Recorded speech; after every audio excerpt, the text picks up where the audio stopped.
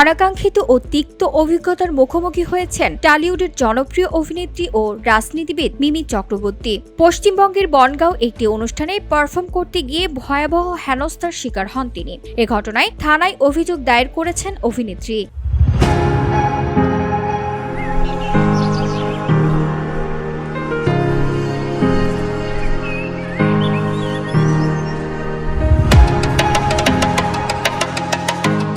ভারতীয় গণমাধ্যমের প্রতিবেদনে জানা গেছে, অনুষ্ঠানে অংশ নিতে গিয়ে চরম বিশৃঙ্খলার মধ্যে পড়েন মিমি। ভক্তদের অতিরিক্ত উচ্ছ্বাস ও আয়োজকদের অব্যবস্থাপনায় পরিস্থিতির নিয়ন্ত্রণের বাইরে চলে যায়। এক পর্যায়ে তাকে শারীরিক লাঞ্ছনার মতো পরিস্থিতির সম্মুখীন হতে হয়।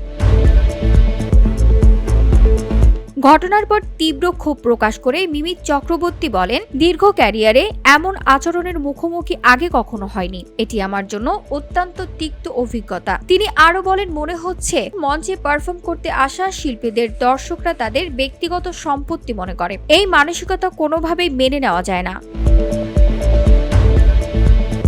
অনুষ্ঠানের আয়োজকদের দায়িত্বহীনতার দিকেও আঙুল তোলেন তিনি। মিমির ভাষ্য, শিল্পীদের সম্মান ও ব্যক্তিগত নিরাপত্তা নিশ্চিত করা আয়োজকদের দায়িত্ব থাকলেও তারা তা পালন করেননি। VOD Bangla news desk.